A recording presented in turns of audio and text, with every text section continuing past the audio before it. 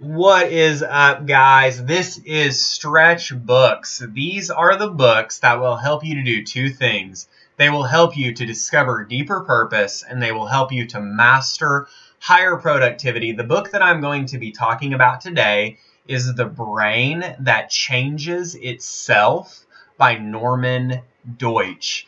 And this book was a little bit different for me. I generally review books, I generally read books that give me real application that I'm going to be using in the moment. I've always kind of had a problem with pure academia for the sake of academia because I want the tools and strategies that I can apply to my life to empower me to do better, go further, to do more. And this book didn't really fall into that category, but I still really believe the book is worth the read, and here's why.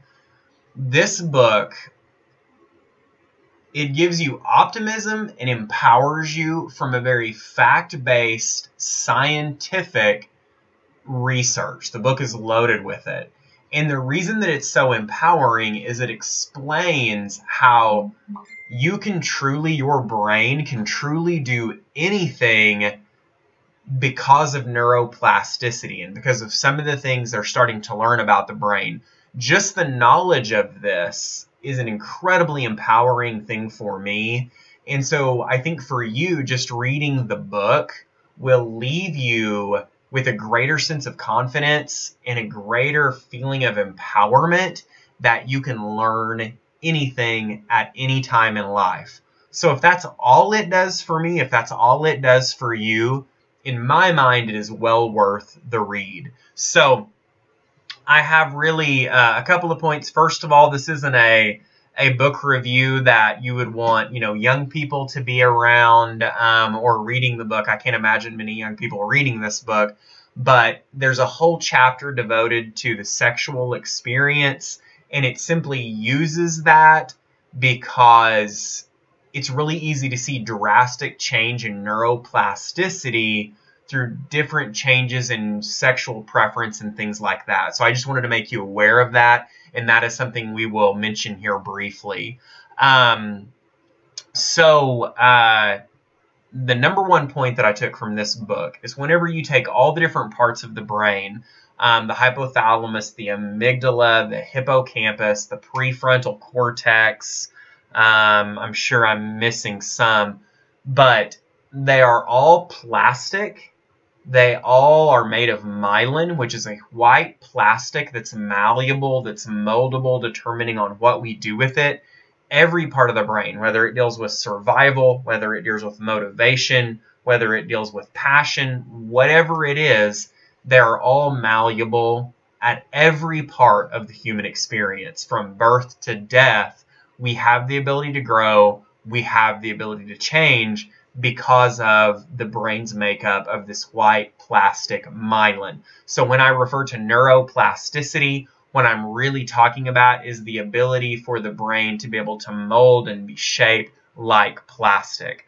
Number two, our brain never sees the light of day, and yet it can determine what we're seeing through our eyeball. So just like a man who uses a cane, he's able to hit that back and forth, and it maps in his brain what the road looks like, and then he can hear with his ears what's going on. The truth is, people can see without the eyeball in a very, very similar fashion to if they actually had working eyes. And you think, well, how is that possible? Well, think about it. The human brain never sees light, right? The human brain from birth to death never sees the light of day.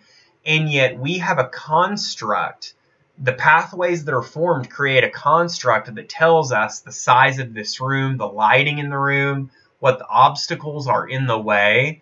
That's because of the signals that are being interpreted by the brain. If you lose the eyeball, those neural pathways that go dead because they're not being used by the eye will be used by another part of the brain.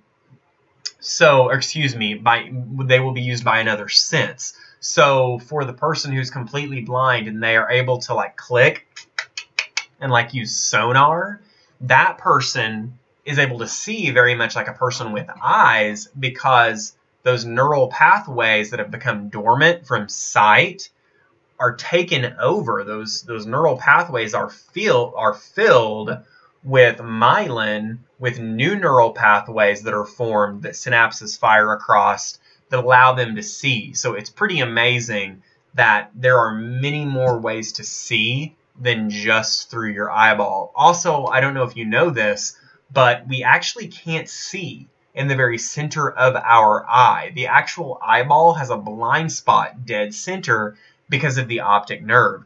The reason that we don't notice that is because since if you're looking at a door, since you know what a door looks like, since you've seen that door at different angles before, since you know the makeup of a door and what should be there, for a lot of different reasons, the brain fills in what should be in that spot we can't see, and we never know that it's not there. So our brains have the ability to mold and change depending upon what we need in the circumstances we're in. And I just find that incredibly fascinating.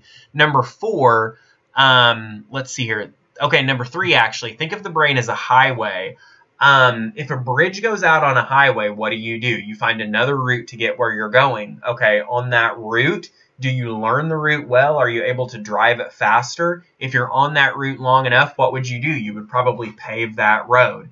That's exactly how the brain works. If we are in a horrible accident and maybe we're not able to read as fast as we once were, but we still have the ability, then we can work that ability in the different parts of our brain that have been affected by the accident.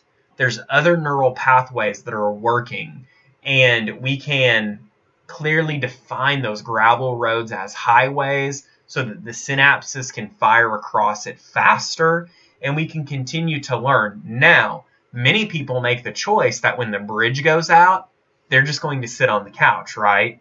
That they're never going to get up and try a different path. Metaphorically, a lot of the time people just give up, and it's so sad because God has given us this beautiful and awesome and powerful thing called the brain that can compensate for different areas where we have problems.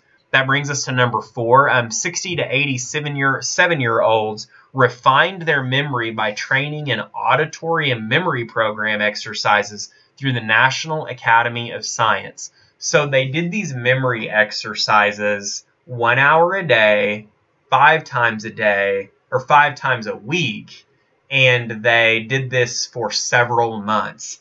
What's amazing is these 60 to 87-year-olds were able to, on average, after doing these exercises, turn back the clock on their memory capacity by anywhere from 10 to 25 years. So where the 75-year-old, after several months of these 1 hour a day exercises, had the memory capacity of a 50-year-old. Absolutely amazing. Now, it wasn't that long ago that people believed that the brain was hardwired, that it was the unchanging brain, that it was just concrete. Once it was formed, it was the way it is. Now we're learning up to the 70s, 80s, and even 90s, we have the ability to increase mental capacity. It's pretty powerful stuff. That brings us to number 5.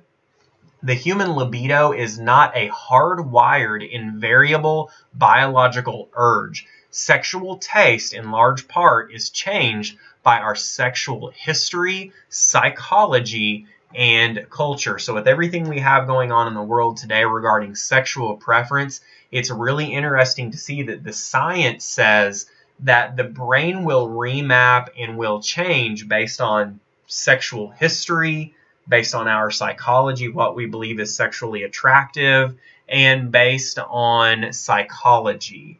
Did I say all those? Psychology, sexual history, and our culture.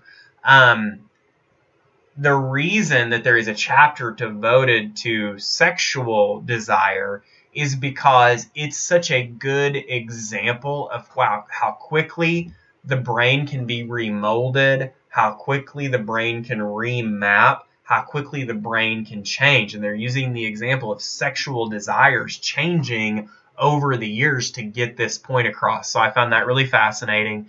And then number 6, neurons that fire together, wire together, both in terms of practice and parallel usage. So neurons that fire together, wire together. in terms of practice, if you do something over and over and over again through repetition, the reason that you can almost do it unconsciously or can do it unconsciously is because those highways are so well paved, so well defined, those neurons just fire across that Autobahn that's in your mind.